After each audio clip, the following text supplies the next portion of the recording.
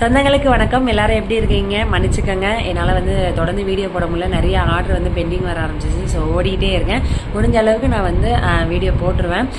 Rice number 3 என்ன அப்படின்னு சொல்லி ரிவீல் பண்ணிடலாமா? ஒருத்தவங்க மட்டும் கரெக்டாக சொல்லியிருந்தாங்க, கார்த்திகா அப்படின்னு சொல்லிட்டு. அவங்களுக்கு அரிசி வீடு தேடி வரும், அட்ரஸும் அனுப்பிட்டீங்க. இனிமேல் தான் நான் கொரியர் போட போகிறேன். ஸோ அதனால் வந்துடும். முன்னாடி போட்டவங்களுக்கும் நான் கொரியர் பண்ணிடுறேன்.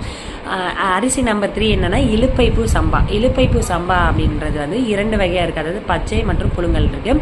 புழுங்கல் செமி பாலிஸ்டாக சாப்பிடுங்க. ஸோ பாலிஸ்டாக சாப்பிட வேணாம். பச்சையாக ராவா மேக்ஸிமம் எடுத்துக்க வேணாம். அதாவது பார்த்திங்கன்னா வாரத்தில் 2 நாள் அவ்வளோதான் எடுக்கணும். அது மெடிசனல் வேல்யூ ஹையாக இருக்குது, டோஸ் அதிகமாக இருக்கக்கூடியது. ஸோ அதனால் தொடர்ந்து சாப்பிடாதீங்க பச்சை ரகத்தை. ஆனால் வாரத்தில் 2 நாள் சாப்பிட்டா போதும். பயங்கர ஸ்மெல், அப்படியே அந்த இலுப்பைப்பூவோட ஸ்மெல் வீடெல்லாம் கம்மன்னு சூப்பராக இருக்கும். ஆனால் செமி பாலிஸ்டர் டெய்லி நீங்கள் எடுத்துக்கலாம். குழந்தைகளுக்காக இருக்கட்டும், உங்களுக்கு எல்லாருமே நீங்கள் எடுத்துக்கோங்க. அதில் பார்த்தீங்கன்னா பக்கவாதத்தை வரவிடாமல் தடுக்கக்கூடிய சக்திகள் அதில் இருக்குது. அது போக பார்த்தீங்கன்னா மூட்டு வலி, முழங்கால் வலி, முடக்குவாதத்தால் இருக்கவங்களுக்கு அது மிகப்பெரிய ஒரு தீர்வு. அவங்களாம் பார்த்தீங்கன்னா பச்சை ரகத்தை எடுத்துக்கலாம். வாரத்தில் 2 தடவை கஞ்சி மாதிரி வச்சு சாப்பிடுங்க.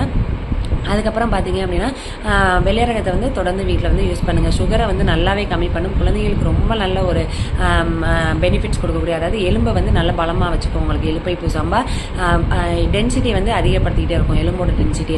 வயசாகிடுச்சு, மூட்டு வலி, முழங்கால் வலி வருதுனாலும் இலுப்பைப்பூ சம்பா பயன்படுத்தலாம். இப்போ தெரிஞ்சுக்கிட்டீங்களா? Rice number 3. ரைஸ் நம்பர் 4 என்ன அப்படின்னு ஒரு குழு கொடுத்துடலாமா?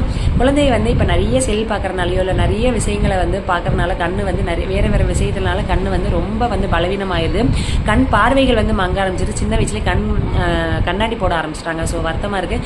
அதெல்லாம் வரக்கூடாதுன்னா இந்த வெள்ளை ரக அரிசியை நீங்கள் தாராளம் எடுத்துக்கலாம்.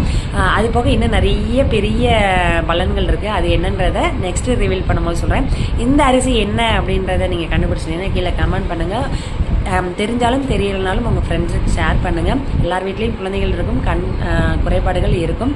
ஸோ இந்த அரிசி என்னன்றதை ரிவீல் பண்ணிடலாம். நீங்கள் கீழே கமெண்ட் பண்ணுங்கள். நன்றி, வணக்கம்.